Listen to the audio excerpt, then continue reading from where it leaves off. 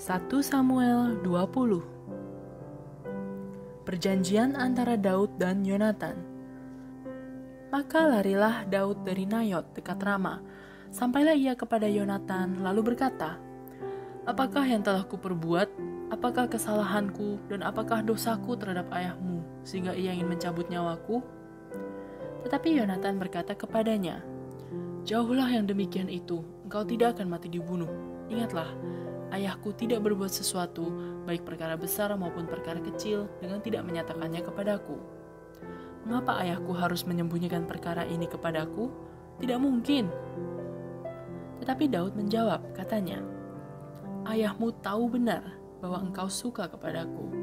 Sebab itu pikirnya tidak boleh Yonatan mengetahui hal ini, nanti ia bersusah hati. Namun demi Tuhan yang hidup dan demi hidupmu, hanya satu langkah jaraknya antara aku dan maut." Yonatan berkata kepada Daud, "Apapun kehendak hatimu, aku akan melakukannya bagimu." Lalu kata Daud kepada Yonatan, "Kau tahu, besok bulan baru, maka sebenarnya aku harus duduk makan bersama-sama dengan raja. Jika engkau membiarkan aku pergi, maka aku akan bersembunyi di padang sampai lusa petang. Apabila ayahmu menanyakan aku, haruslah kau katakan, Daud telah meminta dengan sangat kepadaku untuk pergi dengan segera ke Bethlehem kotanya, karena di sana ada upacara pengorbanan tahunan bagi segenap kaumnya. Jika begini dikatakannya, baiklah, maka hambamu ini selamat. Tetapi jika amarahnya bangkit dengan segera, ketahuilah bahwa ia telah mengambil keputusan untuk mendatangkan celaka. Jika demikian, tunjukkanlah kesetiaanmu kepada hambamu ini, sebab engkau telah mengikat perjanjian di hadapan Tuhan dengan hambamu ini. Tetapi jika ada kesalahan padaku, kau sendirilah membunuh aku. Mengapa engkau harus menyerahkan aku kepada ayahmu?" Tetapi jawab Yonatan, "Jauhlah yang demikian itu, sebab jika ku ketahui dengan pasti bahwa ayahku telah mengambil keputusan untuk mendatangkan celaka kepadamu, masakan aku tidak memberitahukannya kepadamu?" Lalu bertanyalah Daud kepada Yonatan, "Siapakah yang akan memberitahukan kepadaku apabila ayahmu menjawab engkau dengan keras?" Kata Yonatan kepada Daud, "Marilah kita keluar ke padang." Maka keluarlah keduanya ke padang. Lalu berkatalah Yonatan kepada Daud, "Demi Tuhan Allah Israel, besok atau lusa kira-kira waktu ini, aku akan memeriksa perasaan ayahku. Apabila baik keadaannya bagi Daud, masakan aku tidak akan menyuruh orang kepadamu dan memberitahukannya kepadamu? Tetapi apabila ayahku memandang baik untuk mendatangkan celaka kepadamu, beginilah kiranya Tuhan menghukum Yonatan, bahkan lebih lagi daripada itu. Sekiranya aku tidak menyatakannya kepadamu dan membiarkan engkau pergi, sehingga engkau dapat berjalan dengan selamat. Tuhan kiranya menyertai engkau, seperti ia menyertai ayahku dahulu. Jika aku masih hidup, bukankah engkau akan menunjukkan kepadaku kasih setia Tuhan? Tetapi jika aku sudah mati, janganlah engkau memutuskan kasih setiamu terhadap keturunanku sampai selamanya. Dan apabila Tuhan melenyapkan setiap orang dari musuh Daud dari muka bumi, janganlah nama Yonatan terhapus dari keturunan Daud, melainkan kiranya Tuhan menuntut balas daripada musuh-musuh Daud." Dan Yonatan menyuruh Daud sekali lagi bersumpah demi kasihnya kepadanya, sebab ia mengasihi Daud seperti dirinya sendiri. Kemudian berkatalah Yonatan kepadanya, "Besok bulan baru, maka engkau nanti akan ditanyakan, sebab tempat dudukmu akan tinggal kosong. Tetapi lusa engkau pasti akan dicari. Engkau harus datang ke tempat engkau bersembunyi pada hari peristiwa itu, dan duduklah dekat bukit batu. Maka aku akan memanahkan 3 anak panah ke samping batu itu, seolah-olah aku membidik suatu sasaran. Dan ketahuilah, aku akan menyuruh bujangku, pergilah mencari anak-anak panah itu. Jika tegas kukatakan kepada bujang itu, lihat, anak-anak panah itu lebih kemari, ambillah.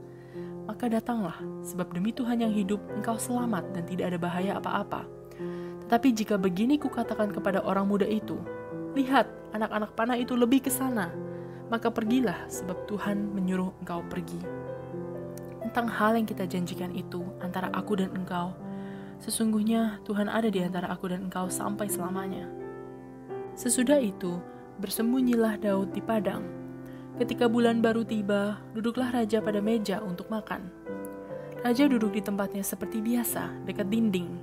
Yonatan berhadapan dengan dia, Abner duduk di sisi Saul, tetapi tempat Daud tinggal kosong. Dan Saul tidak berkata apa-apa pada hari itu, sebab pikirnya barangkali ada sesuatu yang terjadi kepadanya. Mungkin ia tidak tahir. Ya, tentu ia tidak tahir. Tetapi pada hari sesudah bulan baru itu, pada hari yang kedua, ketika tempat Daud masih tinggal kosong, bertanyalah Saul kepada Yonatan anaknya, "Mengapa anak Isai tidak datang makan, baik kemarin maupun hari ini?"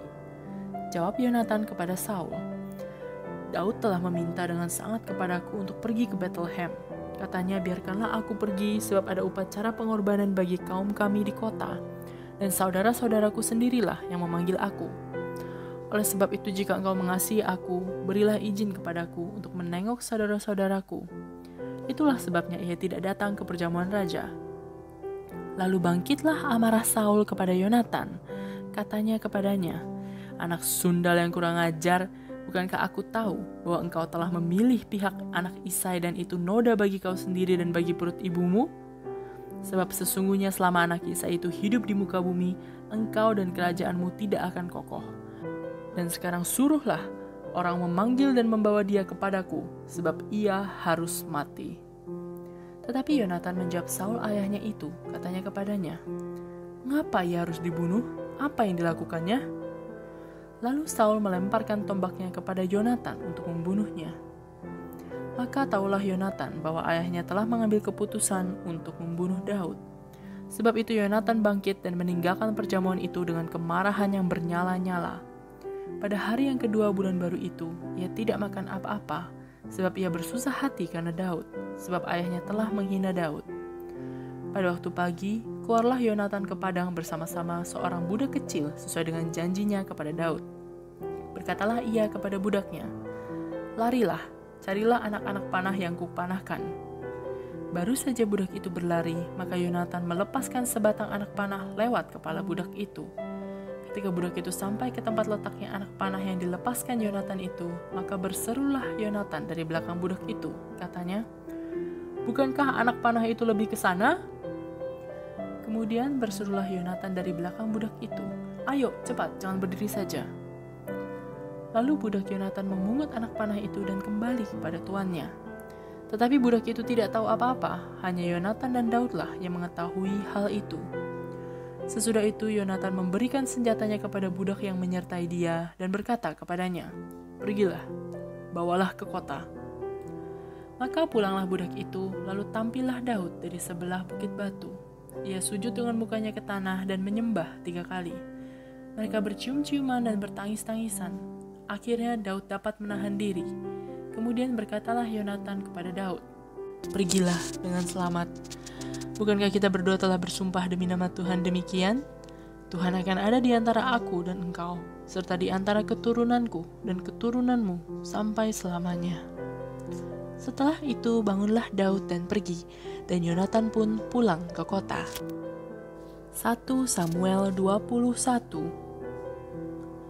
Daud di Nob. Sampailah Daud ke Nob kepada Ahimelek imam itu. Dengan gemetar Ahimelek pergi menemui Daud dan berkata kepadanya, "Mengapa engkau sendiri dan tidak ada orang bersama-sama dengan engkau?"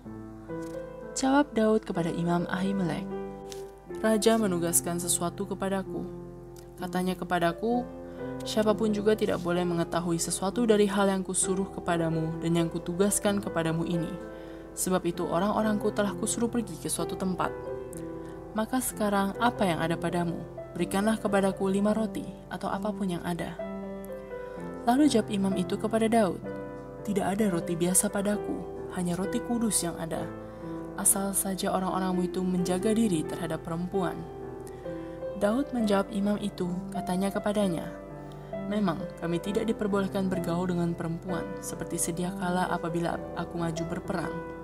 Tubuh orang-orangku itu tahir, sekalipun pada perjalanan biasa, apalagi pada hari ini, masing-masing mereka tahir tubuhnya."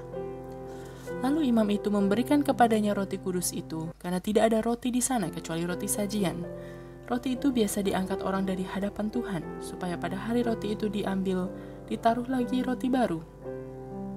Maka pada hari itu juga ada di sana salah seorang pegawai Saul yang dikhususkan melayani Tuhan.